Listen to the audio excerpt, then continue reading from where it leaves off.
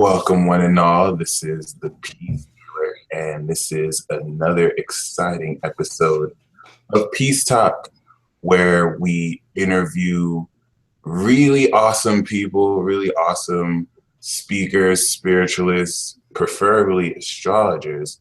And this episode, we definitely have one of the greats, Christopher. How are you doing? I'm doing well, Michael. Happy New Year to you, man. Nice to bring in this 2017 with you, that's for sure. Thank you, especially with our history. I think we go back a while. I don't even know how many years, like probably at least 5, right? No, definitely. And I was looking at that right before we talked, and it really almost gave me chills because I met you 2011 when you were fully operating Soul Garden, which shout out to people who remember Soul Garden. Those are definitely a magical clan right there. A lot of people who you see now and actually came and started from Soul Garden, which is really amazing. Yeah. I know I wouldn't have. It's kind of interesting, but like Soul Garden turned out to be like Second City, with comedy that went into Saturday Night Live, and everyone went off on their own careers. You know what I mean? Like, and everyone is stars. That including yourself. I'm actually really proud to see everybody grow like they have. Like everyone is just doing their Lightwalker thing, and they're really coming into their talent too. It's interesting. There's literally an industry now where there wasn't before. And there's just so much to speak on that alone. Like I was saying, like 2011 was so pivotal because this is when Jupiter was in my 12th, my first, and I didn't know what was what. And looking back now, you were a very key source of like guiding me through that time and helping me be, who I am now. And so very grateful, very grateful. Thank you, brother. Just reading the planets as I see them, as you well know. You probably get that a lot now too. When people come to you for advice, you just read it as you best can. And then like years later, they're like, you were such a help for me. You're like, really? Good. Like, you hope for that, but it's amazing. Yeah. So on that tangent, could you tell those who may not be familiar, how did you start Soul Garden? Because I know this isn't new. Like this has been up for years. Like definitely one of the road pavers. Thank you, brother. I can. It's funny. In 2007, Soul Garden started, so it's 11 years now since I've been on the internet air. I was doing videos actually 6 months before YouTube came out. So it was like old school. Like we had to make videos and encode them and upload them. It was really old school. But I was in television broadcast. I was doing reality TV. I was doing a lot of medical TV, like for Discovery Health and stuff like that. And I was really starting to get dissuaded because the industry is really evil, like calling people up, talking them into coming on camera for their burns and letting us go through their whole procedure. And then we say, oh, I'm sorry, you're not going to make it on the air. So I was like, that year I was really getting disgusted by TV. And that year, internet video finally started to get to a point where it was credible. And at the time, my whole focus in life was I want to be executive producer. I want to have a hit series. So I saw Soul Garden as a way to go online with television. And I needed content every day. And I was like, why don't I do horoscopes? Every chick in the world's always asking me what their stuff is. You know what I mean? Like, why don't I do horoscopes? And it wasn't long before my whole focus ended up being spiritual and not even caring. Well, that's not true. I cared about having a hit TV show for a long time. Like I think I gave that up just the last 2 years. It's like, oh, who cares anymore? Because this is a whole new industry. So it started trying to go into TV is what it started. And then it became, as I grew spiritually, it just became more and more spiritual. It was definitely fun, like brainstorming with you, even recent with developments. Like my whole perception of that was like, this is so insanely ahead of its time. Like I'm glad to have been a part of that, seeing to how it's very like Uranus and Neptune and Aquarius energy, like for that generation. I feel like all those old videos you have too, like they just soak it up. It'd be like a time capsule. That's kind of what I get the sense of it. Definitely. That is interesting. You know what's cool is the YouTube record. People 100 years from now, I was just thinking about this before I came on the air. People 100 years from now are going to be able to go and watch YouTube videos probably. It won't be interesting because it won't be holographs. You know what I mean? But you can literally see, people waking up with astrology. You can literally see it all exploding. And it is a time capsule of where we were and what we were thinking and what we were worried about. It really is. Wow, it's fascinating. So I do like how you mentioned like the spiritual influence on kind of what shifted the direction of what you do. What kind of led to your spiritual awakening? Actually, I don't want to reveal too much, but another thing that I did like respect about you is how you kind of always been in this life. You've always been versed with force and whatnot. So yeah, like how has your spiritual journey been evolving? You know what is when I was how old was I? 19. My roommate at the time introduced me to a sect of Buddhism called Nichiren Daishonin Buddhism, and I got involved chanting with that, and that was right when I discovered astrology at the same time. So I started chanting for things I wanted to manifest in my life, and I started seeing them show up right away. So as soon as astrology came around and started explaining the spiritual influences, I got really fascinated with how astrology and spirituality go together, particularly manifestation. That's been my obsession. It's like, how do you manifest? We had The Secret, and they were all like, make a vision board and look at it every day, and it'll just magically appear. And I was like, there's got to be more to it. There's got to be something to the planets about it too. So to me, it was an obsession of understanding how things manifest. And now at this 11 years later, I feel like I have a grasp. But if you look at my life, I haven't manifested shit. So I kind of feel like I need to focus on my own steps. But as things have evolved, particularly with Saturn and Sagittarius, and as Neptune has entered into Pisces and Chiron entered Pisces, my spirituality went to an even higher level at that point, where I was just interested in directly communicating with God and the other side, and not so concerned, using the planets really to understand people and where they were stuck, but using my own heart to log in and get messages. Also, as I did readings, I became more and more and more and more psychic. In fact, it might be interesting for you to know that I have Uranus in my third house, and my experience with Uranus is that up until a major planet hits that Uranus, you're under this kind of false belief. You kind of live under the Uranus degree, not above it. You never really take Uranus to new heights. But then the day that Saturn conjuncted my Uranus, I had a reading from another online astrologer. She was amazing. She did past life stuff.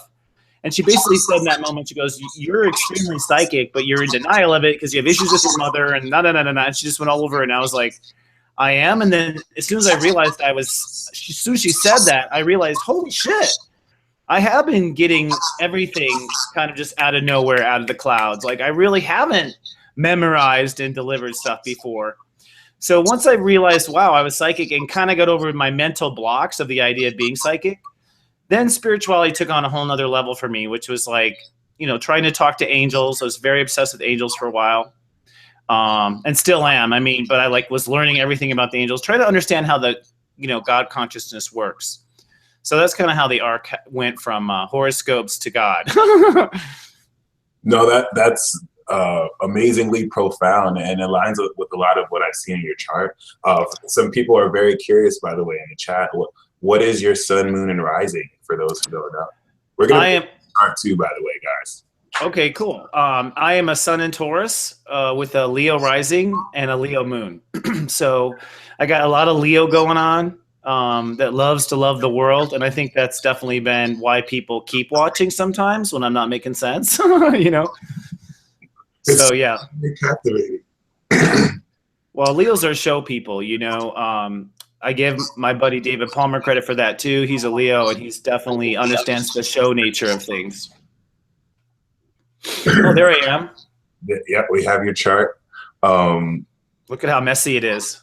I definitely love that grand air trine. I feel like that is for sure. Oops.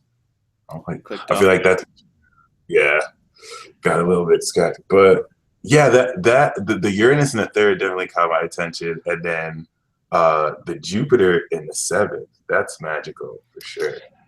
Yeah, Jupiter in the seventh, man, that's a lot. You know, I'll tell you, any planet that's right on that line, right on the seventh house cusp, I'll just tell everyone right now from my experience, it has to do with your relationship to yourself, not your relationship to others. So I saw Jupiter the seventh and like, oh my God, I'm going to have like just this swarm of women and all this love in my life is just going to pour in. And later as I matured, I'm like, oh, okay. I've definitely had honestly, I've had the most amazing people in my life, my whole life. So that's why I look at Jupiter the seventh. Like I must have done a lot of favors in a lot of past lives, and a lot of people have been just ridiculously kind to me. But what when I started to become an expert at the degrees, Jupiter's at 11 degrees there, and 11 is integrity. And I suddenly realized, like, oh, my fortune opens when I'm in integrity with myself. And as soon as I realized I had to be in integrity with myself, my grand trine really lit up. Like, it's so much fogginess. And I know why, because that grand trine in air was spending all its time processing what's wrong with me. And as soon as I was like, oh, I'm in integrity, I feel integrity. Of course, I had to go through steps to be in integrity. Then suddenly my grand trine was like, oh, let's analyze the universe. Which you have a Lilith and Juno near in the same sign. I know. Okay, what do you think of that? Let me hear your thoughts on that, Mike. I feel like that's the wifey and the mistress joining together and having to they don't compromise, but having to work something out, like infusing that light and dark.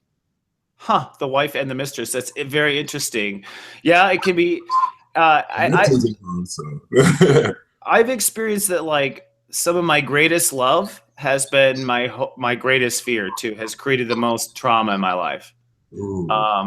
And I feel like that's a lot of what, to the point where I'm almost afraid of falling in love sometimes, because that black Lilith is like, oh, then something bad's gonna happen. You know? That's what really trips me out. It's like, oh. Yeah, Black Lilith is real, man. Like, I've really come to learn her since you and I met. Like, she's one of the planets I pay attention to where I didn't when we first started. And I've really learned a lot, because it really shows where people are afraid. Yeah. When you say it like that, that makes a lot of sense. At least what I've seen. Yeah. So yeah, it looks like a spirograph, my chart. I don't know if you guys ever played spirograph. We make like pretty designs with like little circles within circles. That's what it looks like when I look at my chart. And of course, the 10th house, all about manifestation right there. Yeah. You know what? I'll tell you, I've always had a strong 10th house. Like my mom will tell you that I wasn't just making sandcastles. I was like going to charge admission when I was done. I always have had an agenda. And what I learned when Saturn went through Scorpio there at the 4th house, which was really the last 3 years, was that your 10th house is only as good as the foundation you have under it. And so, I say to anyone with big 10th houses or big planets in the sky, make sure you have your planets in the bottom set. Make sure you have your issues set at the bottom. But yeah, super ambitious. Always have been. Maybe too much so. Much so. I know for those of you who follow me on the Peace Dealer, there's a whole lot of concepts and things that I use that actually have come from Christopher. If you're familiar with the degrees, the daily degree numbers, that was a principle directly from Christopher, especially what else? There was another, oh yes, I haven't really introduced this, but when you were talking about manifesting, you are the originator of the light casting system, which I feel is to this day still really powerful. I still don't necessarily apply it as consistently, but that one time I did, it's still like I'm still in that rabbit hole. I'll say that. It's really good. Yeah, what I've been studying was how manifestation works. And remember, everything is, we are consciousness that becomes solid. So everything begins with a conscious thought. Even God, if you want to talk about the creation of the universe, God thought about it first. You know what I mean? Like, so what I obsessed on was like, well, what order in which should we think about things? Like, what order do you activate the consciousness? What should you do first? What should you do second? And that's where I came up with the 11 steps to serious joy, which basically was the planets revealed themselves. Like, I was doing daily horoscopes for 5 years, as you probably know, for all 12 signs for 5 years. And you know, when you have to do horoscopes every day, the planets move so damn slow. You literally, as a content provider, are like, what the fuck am I going to talk about today? You know what I mean? Like, the only thing that's moved is the moon. You know what I mean? Like, so I started my guides, because I would do meditation before I did my horoscopes. I channel almost everything just kind of from my higher self. My guides would always show me the numbers. Like, look at the number, look at the number, look at the number, look at the number. And I was like, they keep telling me to look at the number. So for a long time, I just stared at the numbers and started to watch what happened each day. Since I actually am having to do horoscopes every day, I would do the scope. I would get feedback from people online. I think that's another thing that distinguishes us from other astrologers. Robert Hand and these other greats of our past, you know, they didn't have the internet and their consumers saying, oh, that sucked or that was right on. So like having people like telling me things are right on and getting 100 messages one day, I started to decode the system. I was like, oh my God, on a step 4 day, it all goes to shift always. Like everyone has a breakdown on that day. And then as things evolved, it came to me, oh, actually Linda Goodman gets the credit. I just cracked open one of her books that I had for years that never looked at, and boom, there are the planets and what number they represent. And I was like, holy shit, you know, what? The planets directly relate to a number? So then I started to apply that to the actual degrees and realized, holy shit, the degrees are in fact just varieties of the planets adding up. It's like that final mile of astrology interpretation I don't think we had. So I call it step astrology because it all builds on itself. But the nature of numerology, there's always 0, and then there's 1, and then it builds to 2, and then it builds to 3, and then it builds to 4. And so what I realized was, oh, if you use common numerology as the build, you have the sequence in which the planets unfold. It's 0, Pluto, 1, the sun, which makes total sense, 2, the moon, our emotions. So that's how that all came to be. And I have seen people like yourself, like picking up and looking at it, that it all works out for you too. Yeah, no, honestly, like there's not a day that I post that people aren't like, wow, this is super accurate and it's so fascinating. There's also one thing that I felt you offered, which was like the quintessential like innovation. I know people, I know there's human design. I haven't looked too much into that, but there's this way you just so expertly like applied the zodiac to people's charts. Forgetting what you called it, but do you still even offer that? Are you talking about when I was doing boot camp and when I was? Go ahead. It wasn't the boot camp. It was for the light casting though. Light cast report. Like, the report card I came up with. Yes. I'm still using that. Like, well, I'll be honest. Like, I've developed this company called Serious Joy that basically digests people's charts. And I've been using that methodology, my own methodology, in the software development and in this next version. Because I think it's a really simple, like, it boils down how you operate at the simplest level, which, you know, comes down to degrees. Like, it's what's interesting, Michael, is like you're a Gemini, but your sun's at 20 degrees. Mm-hmm. So to me, that's an emotional guy. Oh, the moon and yeah, Pluto thing. That's true. And vulnerable, because that 0 is like, if you're not protecting yourself, that 0 makes you feel super vulnerable. Yeah. So although you're in your head all the time, the secret to your happiness or your serious joy is your emotion, in my opinion. And the degree is what puts that final like judgment on the chart, you know, emotional, and a master at that too. That's so ironic, though, being a Gemini. Yeah. Oh, I think it's good. I think it completes you. Your moon is at 22, which is very cosmic. We can go into that whole dialogue about 22. Go ahead. Well, the chart house is 23. Oh, really? Oh, oh yeah, I am using equal. That's right. Does it change the actual degree? You could be 23. Yeah, I'm using Placidus. That'll be why.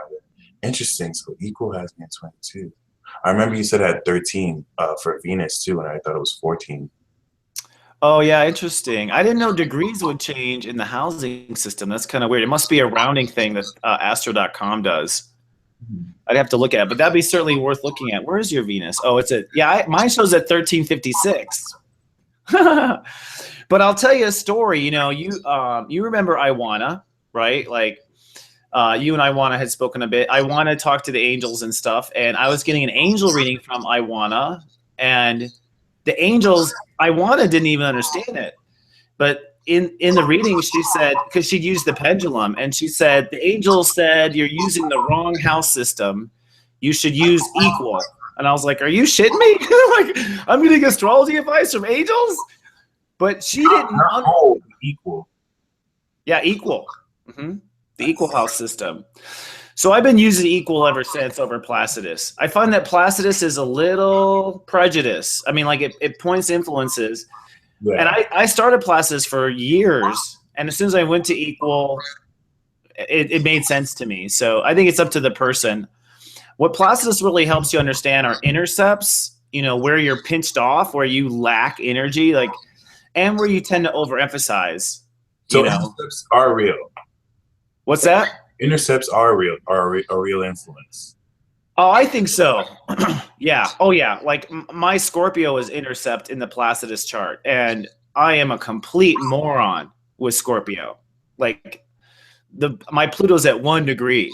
I'm barely a kindergartner when it comes to protecting myself. So, you know, when Placidus said I was intercepted in Scorpio, I wasn't surprised at all. I agree. And it was in my 4th house too, which is literally my childhood was not solid, you know, not solid. I do have another question because I do have the, let me screen share. I actually have the equal house set up for the chart, but it still has the same degrees, like 23 and then 14. I was wondering maybe if there's some setting I have, huh? Maybe a time zone or I have you're born in Phoenix. Are you born in Phoenix? Yeah. Let's see. Ascendant 27. What about the time? Maybe your time's off. No, 3:57 a.m. Yeah, I see. Monday, June 11th, 1990. Yeah, our data actually matches up. But you know what? The universal time in mine is 8:57. The universal time here is 10:57. I don't know what that's about. I could be wrong with your chart. That's really interesting. But, you know, next time I read you, you send me the version you want me to read. Actually, the 14 and the 23 makes better sense because you're a Gemini. Okay, that's the 5. That's true. Yeah, I find that was one of the things that convinced me about step astrology is that that the degrees, when they add them all up, they all add up to the same kind of primal energies as the sun, rising, and moon. You just see it repeated and repeated. You see a synastry there and a theme. No, that's definitely really fascinating. So, I mean, do you offer the report card still for anyone interested? I'm going to. Honestly, because this all comes out of me, there's like, and I'm a Taurus, things move slow. But actually, I'm putting a report card, basically the new version of it, in my next version of my software, which is going to come out soon. So at least give it a try for 7 days. You'll have this report card report included in your profile, and you can kind of look at it. But it's based on the degrees of your chart. I highly recommend you guys buy that, y'all. It's totally worth it. It changed my life. Just kind of like gave me that quantum shift. I will say that. Thank you, Mike. I appreciate that a lot about you. You have this like way of applying that quantumness to astrology and just like seeing outside the box. It's very fascinating. I think that's the grand trident air. Definitely.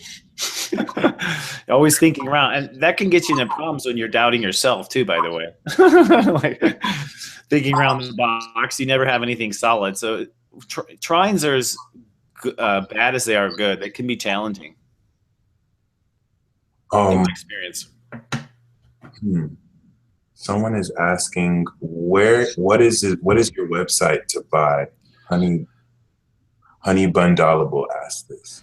Come to SiriousJoy.tv. And Sirius is spelled like the star Sirius, which was a whole nother aspect that I kind of connected to at some point. Sweet. Yeah, I'll be putting that link right now in the description box for anyone watching. So if you refresh your page, it should be there. Thanks, Mike. Yeah, so let's shift to a segment where we take turns asking each other questions. Okay. Yeah, you will start with you. You can ask me one, I'll answer. Then I'll ask you one, you answer. Then you ask me one, and we'll do it till it's 3 times. Okay, and so I come up with a question for you? Yeah, it could be about whatever, too. Okay, I'm curious, what astrology sign do you romantically obsess after? Well, this is a great question because ever since Pluto's been going through my 8th in Capricorn and my moon is progressing Capricorn right now, I've been a little bit haunted and not afraid because my Gemini is just very, Machiavellian, adventurous, but Capricorn for sure. Like, there's some certain Sagittariuses in my 8th house that may affect it, but Capricorn woman, and it's haunting because Neptune is showing me into like the 8th house nature of it, and it's just like, wow. Like I don't even know how to put it into words. Like it's like seeing it's seeing a different dimension into their power and how seductive they can be. And tell me about it. My first wife. Yeah. It's literally devilish because I feel like I'm falling into quicksand, and these are people who know what they're doing.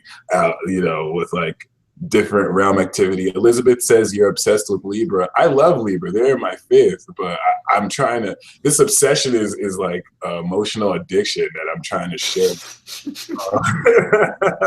But it's like helpless because like Neptune and Uranus are involved, and it's like extra dimensional realm activity, and like, nah, this is a nightmare. But I'm loving it because it feels all like my Venus in the 12th makes it a fantasy, and I can just pretend everything is all good. I don't know.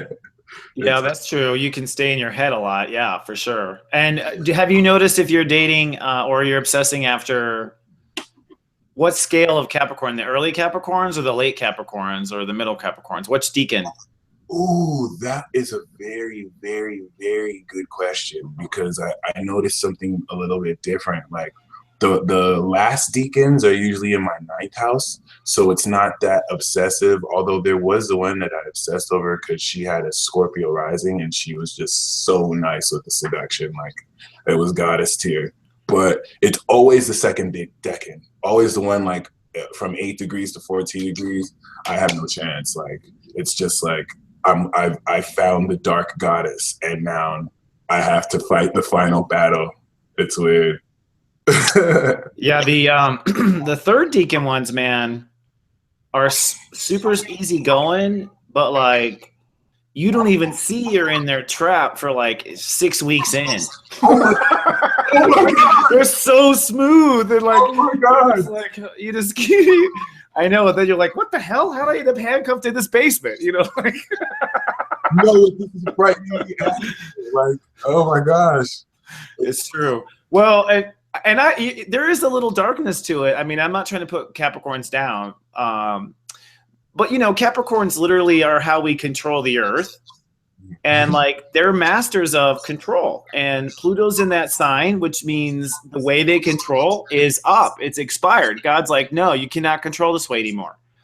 So I think a lot of and as Pluto climbs up the degrees, so does the control, manipulation. In fact, it was like the day Pluto moved into Capricorn, our economy collapsed under George Bush. Like it was the day. Like, so all this corruption coming out, and even with like the Trump candidacy at this level, he's running on the idea that everything's corrupt, everything is rigged. This is Pluto climbing up Capricorn, but Pluto is only at 17 degrees. So those masters up there in the 20s and stuff who are really got everyone in their spider's web, they haven't even been touched yet. Yeah, that's true. So you're gonna be occupied for a while, Mike. I mean, I've already been told, like, Capricorn spares no time wastage. They're like, don't even dream of escaping my grasp. Like, you belong to me, Michael. Like, it's like, but then I have Juno and Scorpio and Lilith in my 7th, so it's like, I guess I signed up for this. I don't know. This is just weird. Yeah, your Lilith. What degree do you have, Lilith? I have your Lilith at 24, so. Yeah, 24 Scorpio. Yeah, 24 is definitely a great love affair that went wrong. So anything at 24 is like usually a love affair with whatever sign it's in. So love affair with an idea, be Sagittarius, but in the 7th, it was like literally some love affair. Your obsession with Capricorn is probably your obsession with your Black Lilith. Like you're still trying to figure out how in that past life you got screwed. Like that's what it feels like. Trust issues up the wazoo. And it's like, maybe I do know too, like the 3 of Swords, like heart betrayal. It's so succubus, like, like it's like I'm defending or protecting my Venus with the Pluto opposition, and it's like I be getting cock blocked. It's weird. It's so hard to explain actually, but I don't believe it. Yeah, it's like I'm so glad you dropped the bomb right now on the higher level Capricorn, because like they know how to take their time. That's all I'm gonna say. Like, oh god. Oh yeah, they're like China. They're like, eventually you will all be Chinese. Like there's just like the slow, it's gonna happen. There's no talk about it. But thank God Pluto is climbing up those. We really do need to change the rules, and the rules in life everywhere are very exclusive. And what's interesting about Capricorn too is they will drop you like a rock just as fat. Like you are so out the door. I thought an Aquarius kicked you out of bed fast, but a Capricorn, man, like you find all your things packed and a lovely note at the door. Like it's so professionally cut off. And when they cut you off, it's forever. Like Saturn is harsh. Yeah, I've had to. I'm getting manipulated, and I'm trying not to play the victim here because a lot of it is projection. Like a lot of it is projection, but it's like teaching me. I'm putting them in a negative vampiric light, but it's teaching me to be aware of these like dynamics, almost as if I was like, I need you to be bad to me this lifetime. So I know how to do this, but it's like, I don't want anyone to be bad to you. I'll do it. It's weird. I don't know. It's a little bit intuition right there. But yeah, let's go to the next. Okay. Thank you for answering that. Yeah, I see that though. That was definitely necessary to speak on. But good one. Yeah, well, that's what your viewers are interested in, and what you astrologically obsess on, right? Yeah, that's true. It's horrible because it's a legit obsession. But all right, so I have this chart here. This is the air date of the Simpsons episode. Wow. Yeah, that aired with Trump, Bart to the Future. And I saw this and I had literally fallen down and just started freaking out, because it's like, wow, did they really go into the future and see and divine this? Because I could totally believe there was some kind of I'm not gonna say Illuminati, because I feel it's not even the proper term, but like the fact that we're headed back to Saturn and Jupiter in Aquarius. What are your thoughts on this? How does that tie into these planets. I feel like there's a mystery here. I might be looking too into What struck me was the sun at 29 degrees Pisces. Yeah, that too. And the moon opposing it, so a full moon at that, to me, honestly, this isn't a popular convention, but I really think Trump is destined. Oh, he is. He absolutely is. 100% been destined. I really think he's working for heaven. Honestly, I think whatever he tears up, everyone is going to be stronger and stand up as a result. Like, so whether you like him or not, we will be in a better place. I think The Simpsons were also by God. Like, honestly, The Simpsons are why I made it to LA. The Simpsons is what I just thought was the most brilliant writing of comedy, and so sharp and tongue in cheek. And Fox let them get away with a lot of stuff. So I really think that The Simpsons were definitely streaming a lot of God consciousness the entire. I mean, they're still on the air. I don't even watch anymore because. But so I'm not surprised. I feel like they saw it. And the North Node, not even like Trump, but it's like Uranus that's in office. It is. His sun conjuncts Uranus. And the North Node, like that's so in your face, like destiny. Yeah, and his rising is 29-degree Leo. So that's an ego that feels like it is the king of all kings. And he owns it, kind of thing. I'll give this, but I definitely know that, the present is the preset. Like, what you be today is what comes. And society has spent, being in the future, being in the past. None of us are in the present. Now that we've got, this Yosemite Sam president that's constantly shooting at your feet, everyone is suddenly in the present. You know what I mean? Whoa. Even China is worried and tweeting. You know what I mean? You better not. That would be a bad thing. The entire world is like, fuck. Yeah. And it's in the 10th house, so of course. And it's in the 10th house. And he's a reality TV star, which is funny because, I was in television and I left it for the internet and the promised land of the internet because TV was just so corrupt and the industry has always been. I saw it from the inside. And reality TV was dumbing down America and making them sixth grade readers and not challenging the minds of Americans. And it's well, here's your payback, big media. You now have a reality president. This is what you've created. Yeah. So it's interesting. But yeah, definitely Uranus. And it's funny because Uranus in Aries, the last time Uranus in Aries was in Aries was when Hitler was doing all of his fascist speeches and growing the most. Bam. Damn. So this ego to the 100th power is Uranus in Aries, right? And here you have literally a president who is conjuncting Uranus, his sun, so his mind is unpredictable. And it's interesting that, the day that Hitler actually invaded Poland, I think it was the day Uranus conjuncted Hitler's sun, because he was a 0-degree Taurus. I like doing a lot of history stuff. So yeah, World War II started when dude, it's the day. The day he invaded was the day Uranus went 0-degree Taurus. It was really crazy. What's going on? Damn. I know. And he was 0-degree Taurus, but he just suddenly felt the urge. So I think you're right. This is a Uranus. Yeah. But there's in the spiritual community, the rumor is that he's Saint Germain. And incarnate, and everyone's like, well, he's a shithead. It's God isn't always pretty. Let me tell you, Jesus only comes down now and then. Otherwise there's Archangel Michael, there's a whole bunch of badass warriors. But the thing about Saint Germain is Saint Germain basically is associated with Aquarius and the innovation of the world period. So either way, it's definitely Uranus presidency. Actually, that let's make this a 2-part question, because that's what I wanted to ask too. And that's another thing, I feel like whenever a higher being will use someone, it's always gonna be someone that you don't expect it to, because it's gonna shatter your whole perspective on what you think God or a higher being should be. So I totally get that. But being that his presidency is leading us to Saturn in Aquarius and Jupiter in Aquarius, you can't make this up. How do you feel that's gonna there's a whole lot that's gonna happen in 4 years? This is a whole lot. Well, I've been preaching this since the day I went on the air. The American Revolution was Pluto and Capricorn. Okay.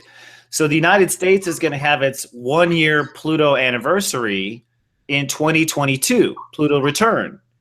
Now, I don't, none of us live that long, but one would think a Pluto return is a complete rebirth, another revolution, another, so I've been looking for the revolution for a long time, and I wasn't quite sure where the revolution would happen. I was like, was Jesus going to appear? Are aliens going to land? Like, what's going to make just, as an astrologer, I was like reading the planets, but I'm like, what's going to just make everyone just fucking rise up all of a sudden and want to change things? And especially how obese and drug related, drug intoxicated Americans are becoming. Like, we've never been so on the couch drinking lattes. And then sure enough, out of nowhere, Donald Trump. Yeah. Like, that's your answer, Heaven? Like, oh my God. It's like the name Trump, like he's going to Trump everything, like. Oh my gosh. And so just funny. We let you know about it the year 2000, 15 years ago, or 17 years ago. So it's like, wow. Yeah. So I think he's starting the fire of revolution. And I think it's going to be like Uranus, things you expect, things you don't expect. Like, some things he does is going to make everyone be like, I'll be damned. He's going to be liked in a lot of ways. And then some things he's going to be an ass about and force everyone to rise up and fight him. Yeah. But if you look at the net result, it's change. Right? All these women marching in Washington, D.C., in the day after the election, I find that wonderful and compelling. But it's like, where were you on Hillary's campaign? Bam! Exactly.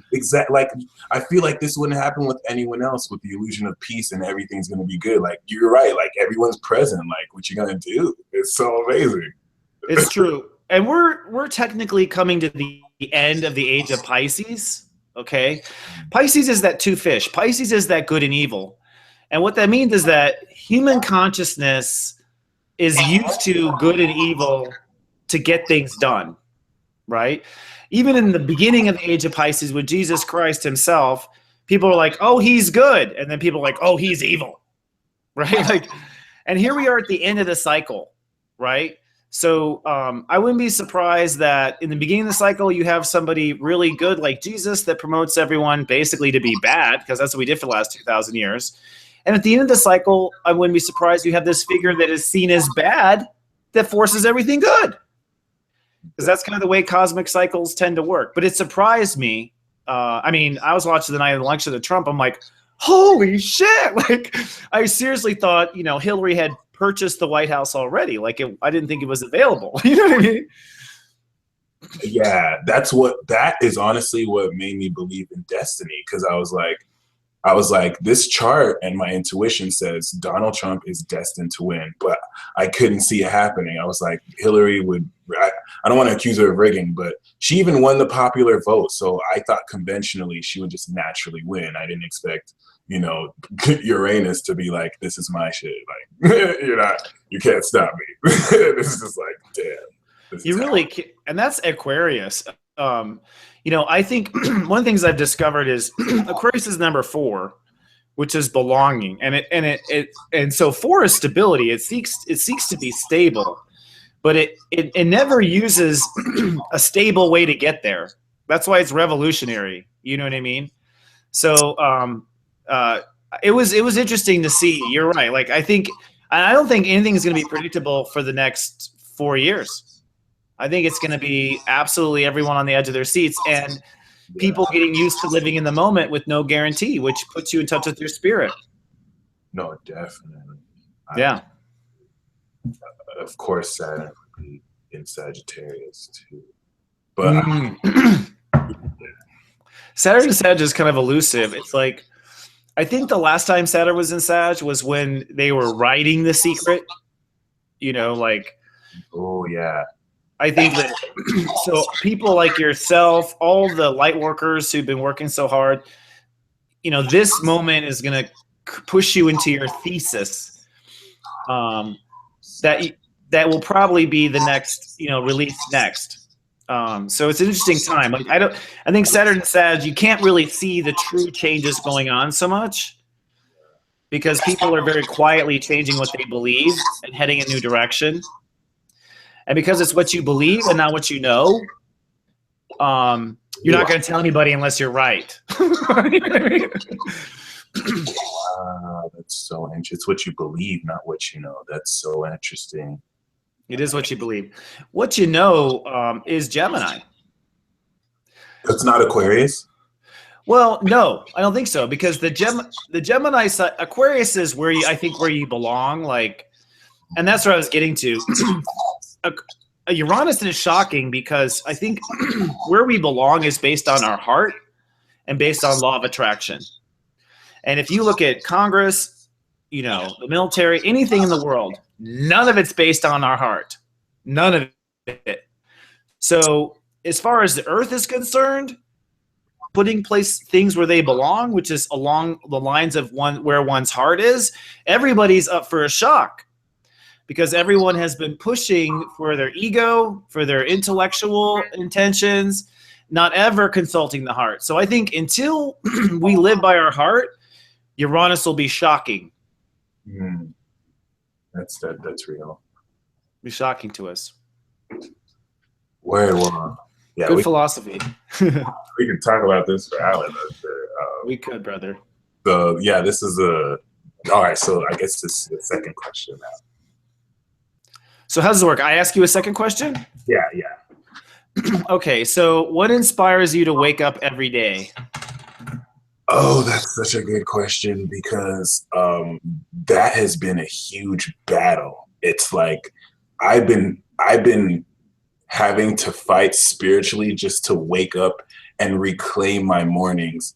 Otherwise, I would just like sleep in until the afternoon because I'm 12th house Venus cuddling with the Capricorn who wants my juice and juju. It's like, take away the motivation and be in this dream world, and then I'd have to snap out of it. It's like a literal battle. Like, all right, but what motivation for sure is the North Node, like the work that I'm doing, and remembering that there's work to be done. Really, there's so much to evolve into. I feel because I have this immense pressure in my 8th and 9th house of Pluto, and really stepping into this awakening. That's my biggest motivation, like to really evolve to the next level.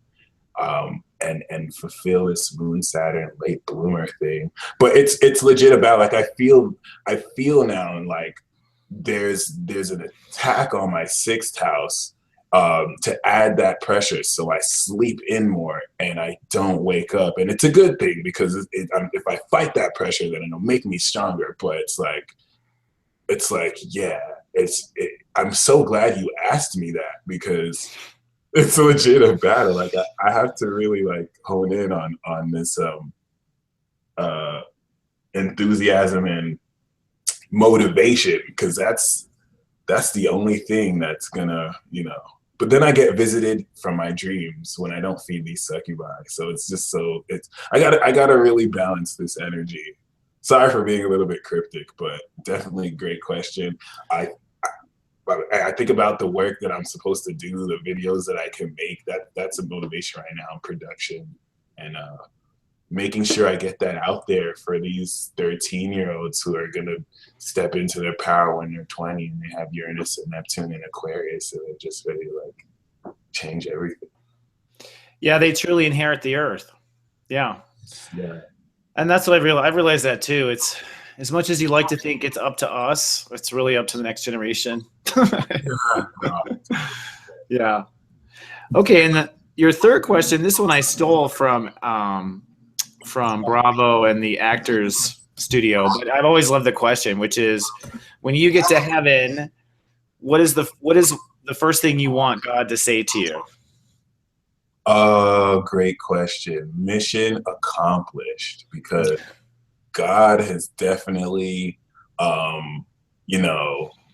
dumped a lot on my plate. I have to deal with so much miscommunication. People have been not putting enough respect on my name, and I had to come back this lifetime to be the devil's attorney. It's honestly, oh, sorry, go ahead. No, it's interesting. Yeah, go ahead. No, like I honestly feel like I finished my mission, went to heaven, and then God was like, "All right, you know the devil I made you fight. You're working with him. You have to make sacrilegion a new religion." It's like, God, I don't want to die. Like, chill. Like, leave me alone. And it's like you said, like how God isn't who people think it might be. No, not really. I don't have like a reverential relationship with God. It's very Saturn moon cap. Like, what's the contract? What's the business this time? God, I feel, is partying, and he left the angels and all of us to do its work. You know, he created everything that's reasonable, but it's like there's a whole lot that I have to like. I'm not the only one. I'm not. I feel like it's Right. for Virgos and Libras like that before. But yeah, I'm gonna say mission accomplished. And if you ever make me do this again, oh my god, oh my god, but get God. That's hilarious. Hilarious. Yeah. And your North Node is eight. Do you have 8 degrees for your North Node? And it conjuncts your solar eclipse, right? Yeah. Your prenatal solar eclipse. Yeah. North Node 8 degrees Aquarius. Like, you're all here for the business 8 of innovation Aquarius, man. Yeah. That's hard to forget. My North Node is 8 also in my 5th in Capricorn. So I look at it as like, I'm all here for the business of my heart. That's exactly on my Uranus too. Is that 8 degrees Capricorn? Yeah. That's tough. Like, we're almost being told the separate things. Like, I think your Uranus at 8 is saying you need to undecide what you have decided.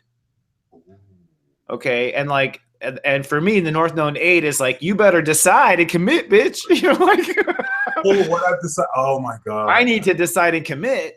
You know, but your Uranus at 8 means you need to it's like it's a Yoda statement. You need to unlearn what you have learned.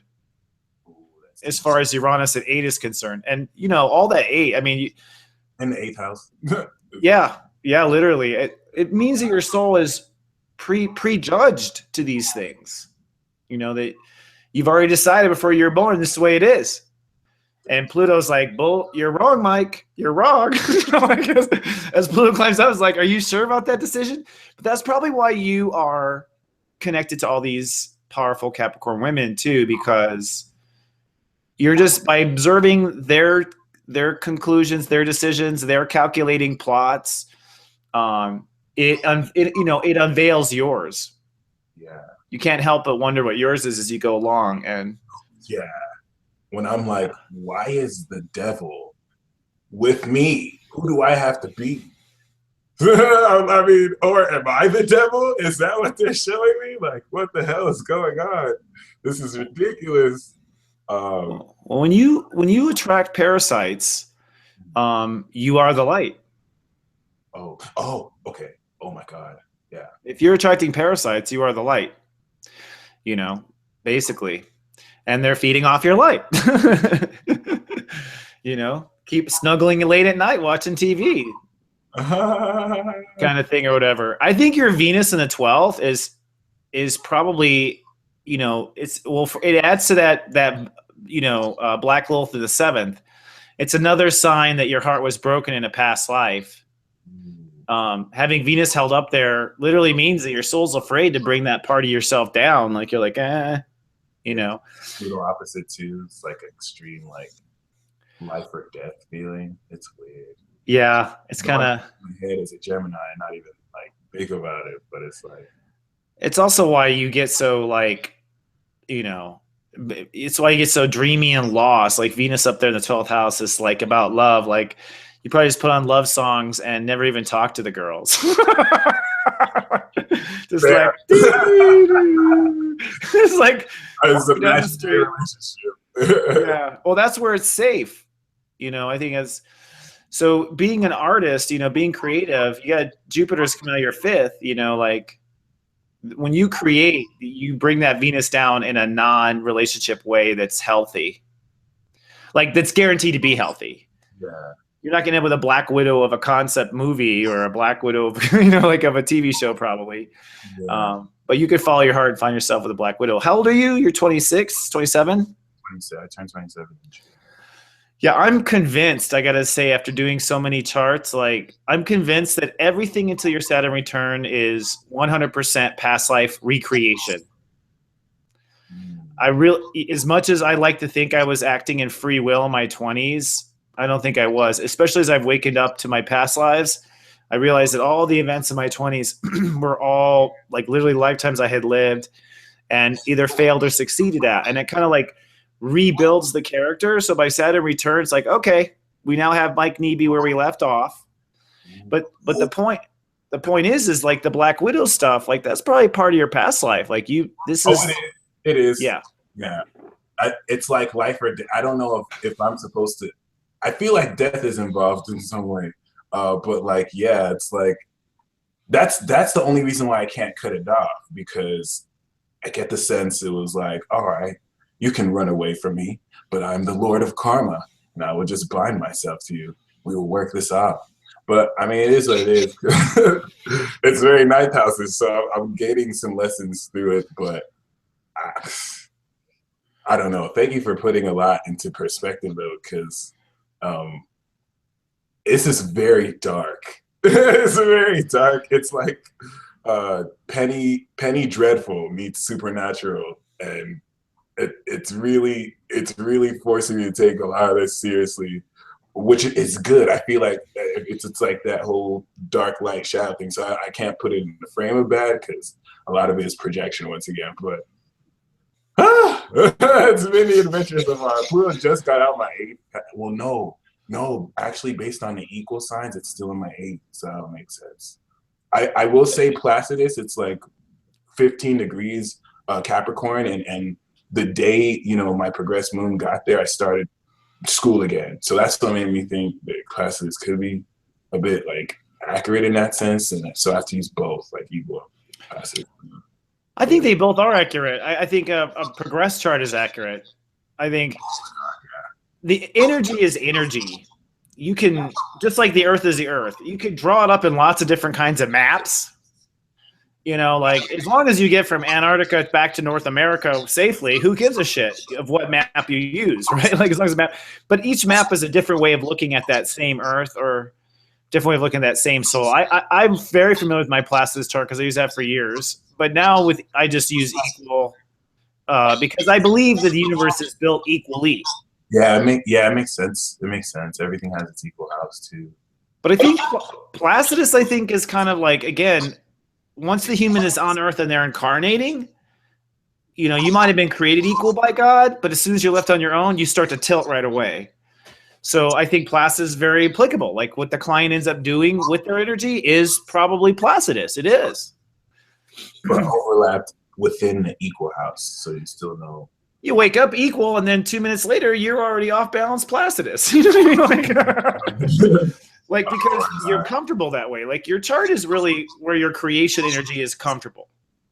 It's like this is where and what that means is really changing ourselves has to do with changing what we're comfortable with, because we're capable of anything. It's just that we're not comfortable. Your Venus in the 12th, you're comfortable with it up there safe. Yeah, no, very. I hide it. All I do is hide it. Like I try and bring it out, and it's just kind of like, it's like I have to really get out of my comfort zone, really. But yeah, I'd just rather hide it, I guess. With the, yeah. You'll probably date. This is my prediction. We'll see in the future. I'm sure we'll interview each other until we get old and gray, right? Like that'd be awesome. But I put in front of my table, I bet you either date a Taurus or you date a girl that has like her moon or her solar eclipse right on your Venus. She's going to sit right on your Venus, boy. And when that happens, I bet she literally serves as the bridge out. Oh my God. That's what I tend to find. Moon and Taurus, I can totally believe because it's interesting. It'll be a variable, something that counts enough to get you off your feet. But your Mercury is at 29 Taurus, so yeah, you think like a Taurus, So it'll probably take a Taurus to help you see where you get caught up there, is what I'm saying. But then that probably won't work out. I find that in a lot of clients, like a romantic situation will show up just to get you to like release or around a certain planet or an issue, and as soon as you're released around it, they're gone. Yeah, it's really interesting. That's happened so many times. The universe will send so many women And it's funny, the Taurus women that the universe sends, they just let me know, like they fully like, this is what you're doing, this is what's happening, but then I'm super stubborn and it's like, you're right, but then I go back to the fantasy. It's just like, oh my God. And it's like, fuck. It's Yeah. I call them past life wives. I mean, I have so many past life wives, like who, and I only know they're past life wives because I end up having a vision when I'm with them. Like I end up seeing it, and then they'll usually affirm, like they'll have a dream or something that adds on to it, or so it's just like the universe going, okay, it's definitely past life.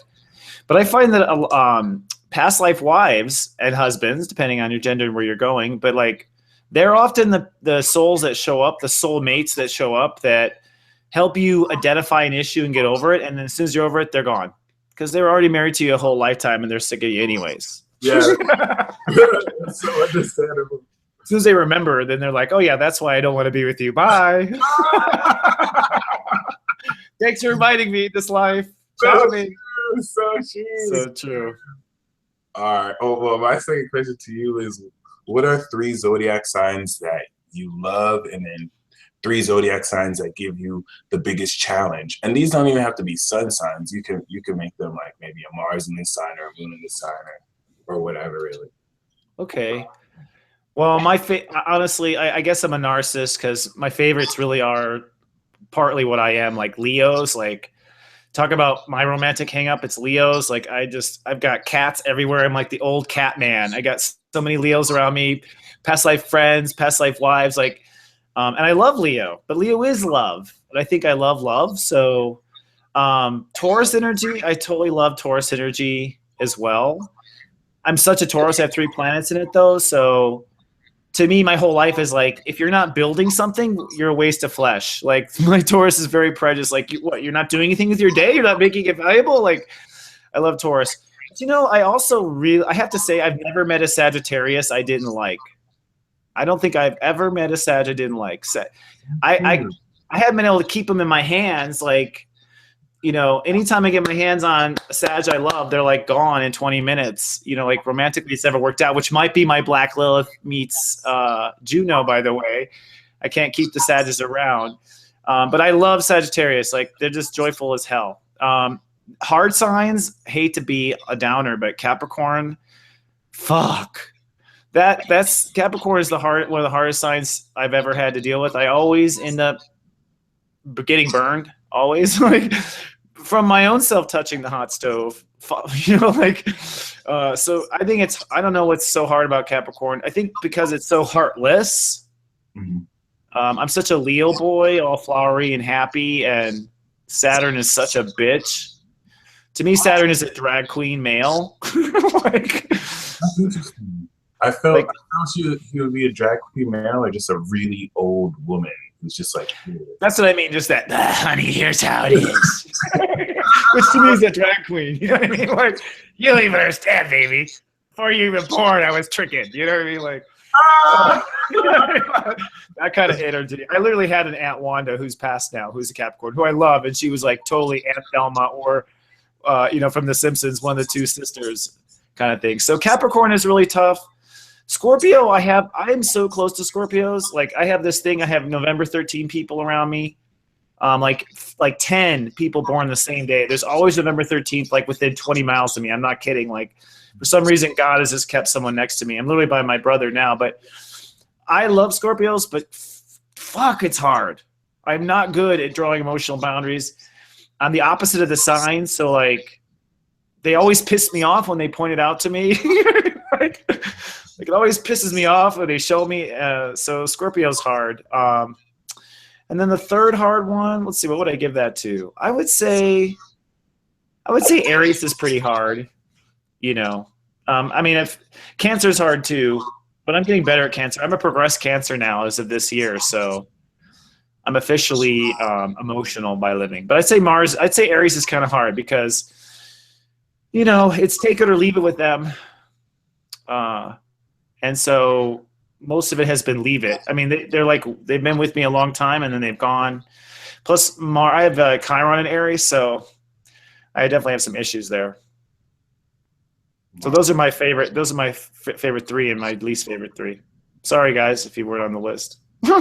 This is another rare time. Like we're 41 episodes in, but I would say 38 out of the 41, everyone put Virgo on like the bottom three, like they didn't like. So it's nice to see Virgo not on the shit list this time. It's pretty yeah, Virgo is what it is. Yeah. How can you judge it? It just is what it is. Like even Virgos can't help but be themselves. like so it's kind of, to me it's kind of like how everything turns out as Virgo. And so you can waste your time bitching about how it turned out, or you can get on to making it right the next time. So I tend to not, but Virgo's tough. I mean, that transit, you're not gonna miss 1 second of pain or agony in a Virgo transit. You're gonna live every moment of that. There'll be no Pisces escape. No wonder people didn't like Jupiter and Virgo. Or it's not that they didn't like it, but yeah, a lot of messed up stuff happened in Jupiter and Virgo. I thought it was great, but nope.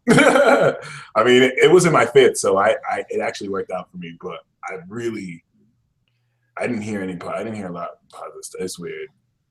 Yeah, it was tough. I would say it was one of the toughest years we've lived. Conscious memory. That's ridiculous. Another question, though. I guess the last one, the third, is Neptune in Pisces. What's up with that? Since it's squaring Saturn, I feel like there's that duality of like super spiritual conscious ascension, but also like delusion central. And like, what do you feel is the key to that? I think what happens is Neptune in Pisces is all about, going up, right? Like it's all about going up. So I think that having it there means that God is taking over. Like I think big time. With Neptune returning to Pisces, it's like the God conscious is pouring in 100% faucet level. And God conscious is actually non-judgment, mercy, compassion, these consciousness. So there's a big push for mercy and compassion. And I think everyone is on board that mission of things getting better. But I think the ugly part of Neptune and Pisces is actually the opposite side of Virgo. It's like people who end up following crazy cults or, or like shooting up a gay disco, like going too far with extremism, like happened in Florida, or like the people who go completely bonkers. It's that they interpreted that Neptune and Pisces, they interpreted a very weird way in Virgo, a very literal way. So it's like when they grounded that Pisces energy, like they chose a reality that was just way distorted, So I think Neptune, you're going to see a lot of false prophets. You're going to see a lot of, evangelicalism, so to speak, going on.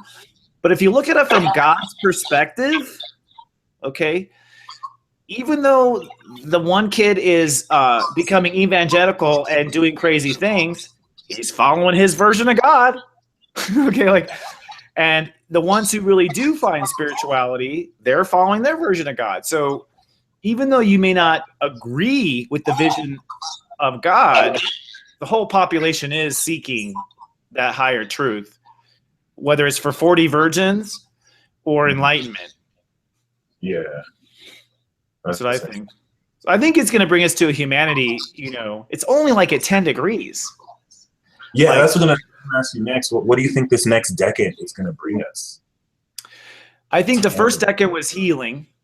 And when I say healing, I mean past life healing.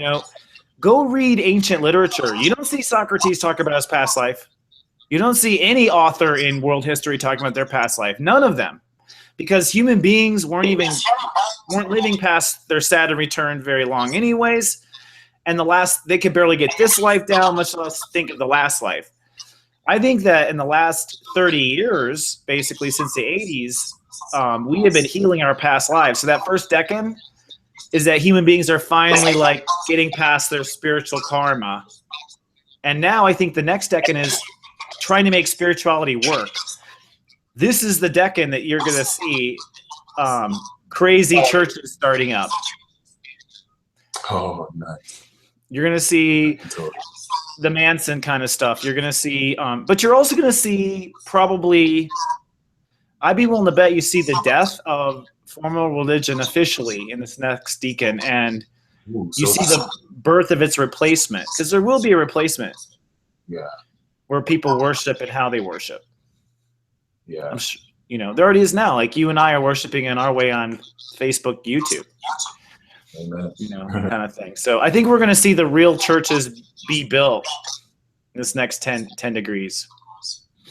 That's fascinating. We'll see. Definitely. Leading the beginning of the end, as I like to call it, with Pluto's in Aquarius. It's just like, I can imagine Anonymous just like hacking everyone's accounts and everyone knows your past. And it's like, who are you? Well, I hope that doesn't happen. I think Pluto and Capricorn will root out. We'll either be all slaves by Pluto Aquarius, where we lost, the dark side won, and Pluto now, yeah, by the time Pluto hits Aquarius, Pluto is black or white. There is no gray. So it's like we either make it to Aquarius like we did the last time, which is that the United States was actually formed. The United States won the revolution against Great Britain. The United States created a We the People. So the United States won. We won last time. We won the Capricorn fight, and we went to a higher realm. Once it's a Pluto in Aquarius, then you have all the forefathers all bickering for power. Like within the new realm, it's all about, well, what should the policy be? And how should we do it? So I don't see Pluto and Aquarius being a bad thing. If we make it there alive, it's going to be good. Yeah. Not to be dark. I think we will. Yeah. No. I mean, no. It definitely is extreme. That's for sure. And then Uranus will be in Taurus. Uranus will be in Taurus, and that I feel is even much better. Like I could see an economic decline, but I can see like a new currency and like so much amazing inventions that just like make us live off the grid in the system.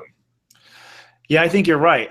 Actually, we were talking about Uranus and Aries leading up to Hitler attacking, but it was Uranus and Taurus where all the scientists got together to build these mega weapons, and we went from propellered planes to jet planes in like 6 years. And that was all Uranus and Taurus, like, make it better, make it stronger. So you're right. I think we have a huge, but I wouldn't be surprised. I think we're going to have alien technology kind of unfold. I think that's really probably the big holy shit coming up is that the Earth is, while we've been all fighting and chucking spears at each other, there's actually a whole alien races, landing on every day. I think there's a lot of technology that is going to filter down to the real people. But I'm a personal believer that the solution for energy, the solution for health, these are all in place. What's in the way are greedy third decan Capricorn business people. Capricorn business people, yes. Oh, and I'm just waiting for Pluto to get there. But I'm sure they're already like, I'm sure they have astrologers and they've been told and they're preparing for the worst. So, this is like the nefarious of the nefarious right here. Like they're not going to lose without a fight. I don't know. No, they won't. Yeah. Well, and even if you're a Capricorn on top of the world, like, or you have that energy, or you even hold a Capricorn business, right? I think when your astrologer says it's going to be a rebirth, they sit there with Neptune and Pisces and go, "Oh, rebirth. That means I'll be the total world power leader. Then that's when I'm going to win." Like they're seeing Pluto hitting their sun as the day they take over the Earth. Yeah, years in the making. So I don't see, unless there's just like this divine intervention where like Pluto hires some system disruptors to like really give it to them. I don't really see them losing. I feel like. Oh, I think President Trump is that. I don't know if President Trump is more, where he's playing morally or whatever, but I think he fucked up everybody's plans. Oh yeah. Like Hillary was supposed to win, and then Obama won, and Obama wasn't supposed to win, and then Hillary got set up again, and then she lost. Like, what is going on? Yeah, like the Koch brothers and all the darkest energy was all behind her. Like, I think that's why Trump has so many military leaders and rich CEOs, like in his cabinet. What he does with that power remains to be seen. He could do good, he could do bad, but we're finally dealing with the real power. Let's not kid ourselves. It's military and Exxon and wealth that has been running the world for this entire time. At least they're out of the closet and on the damn cabinet now. It's like what's really running the earth, you know. But I think that Sun conjunct Uranus president is going to make every plan have to be. It is the jackhammer that Pluto will come by and sweep up. The forcing of the innovation, because he's like Uranus and Aries squaring the Capricorn structure. Honestly, I didn't want to say it because I felt it was too good to be true. But when I saw his chart, I was like, this is the one that's going to expose the system for what it is. But like, I kind of felt maybe he might actually be a part of that. But there's a part of me that's like, no, like this is a Gemini with the Sag moon. Like I think to Kennedy is how they killed Kennedy when he opened his mouth, but they're not gonna be able to kill him because Kennedy didn't have like Uranus and like no. So it's like, I don't know. That's wishful thinking, I feel though. I don't know how much of it will play out. Wishful thinking that he gets killed? No. Wishful thinking that he like completely innovates the system and exposes like a whole lot. You know what? Human beings want.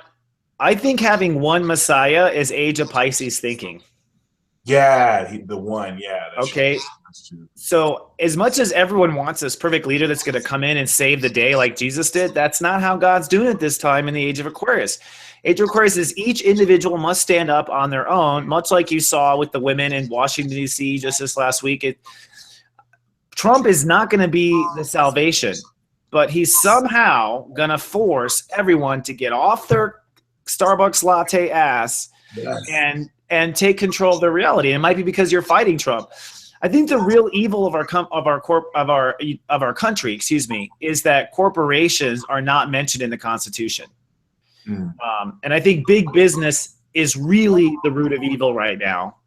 And I can easily see that this Trump cabinet completely rapes, pillages, and burns the government and the environment. It's possible, but it'll be enough for Americans to stand up and go, corporation or not corporation, bullshit.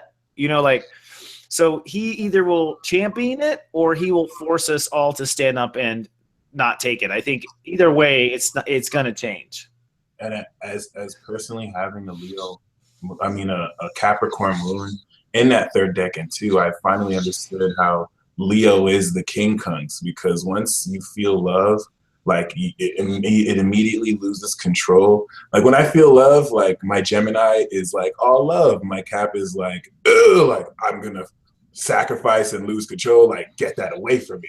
And it's like a real influence. It's not even like it doesn't want to love, even though it's heartless, but it's like, yeah, I can believe then when it's like love is the answer. Love is that key, like not passive love though, but like actual like as sure as water will melt the wicked witch. It's weird. 100%. You know, like if I'll tell you right now, if you are about to execute a prisoner and you give them their last words and their last words come from their heart, like, I'm really sorry, and you feel from their heart, everyone who's witnessed an execution is going to feel like complete shit. They're going to feel guilty for what they did because they're going to feel that love come through at that last minute, and they're going to realize that they are against no matter what this person did, in that moment, putting that person to death is not the right thing. I think with Capricorn, the truth is like, this is true for everyone. Age of Pisces to Age of Aquarius. Age of Pisces is judging the world by what's outside of yourself, that other fish. Like, where's that other fish? Where's that other fish, Aquarius is all about judging the world by what's inside yourself, and so Capricorns who are losing control of their outer world, and they're losing control of their outer world, and they're afraid that they're going to lose control in their inner world. You could just say to the Capricorn, hey, forget trying to control the outer world all the time. Why don't you just go directly in and control your inner world? And I think that's the shift that Pluto Capricorn is making. It's time to control from within instead of outside of us. That's my opinion. I totally agree because I mean, when I stop connecting with certain Capricorns energetically, they go shit crazy. And the true colors come out. But yeah, I hate to cut this It's short. all good. It's been long, it seems. It's been great. Yeah, I mean, this is one of the best talks I've had. The people, thank you for everyone in the live chat. Love the comments. They're really loving you. I guess the last thing to say, do you have any final words for any aspiring spiritualists, for anyone in the chat? And also, if people want to reach you, how can they do so for you? Okay. I do a little audio blog 4 days a week and show 1 day a week. So 5 days a week, I'm at seriousjoy.tv. And I just do a little blog based on the day. I find that people like to listen because it kind of gets through. So if you want my guidance, I'm happy to guide people each day. As for people out there aspiring, I think the number one job in the future when robots are picking our fruit, which is also part of Uranus and Taurus, I think Uranus and Taurus is going to be when robots take over and we're suddenly bored as hell. Okay, like this is the Jetson age in our lifetime. I think spiritual development and human development is the number one practice of the future. So we're gonna need human beings to help human beings everywhere. If anyone has an ounce of interest in helping others, you're on the right path. I know our current economy doesn't reveal that now, but I believe that people will invest more and more in themselves as we go on. So guys say go for it. Don't be intimidated whatsoever. Go for it. Amen. Amen. A woman. Well, thank you, Mike. You've been a delight. It's so good to see you evolve. Thank you. Thank you for being such a pivotal catalyst to this part of the journey. I'm grateful to see where it takes us all. That's for sure. I hope we all find ourselves partying in the Garden of Eden because that's been my goal the whole time. The Go back and nice. it's gonna be a party. It's all for a party. Nice. No, I definitely believe so. Well, catch us next time, guys. Episode 482 is coming soon. We might have Amber Khan. We'll see. And yes, peace.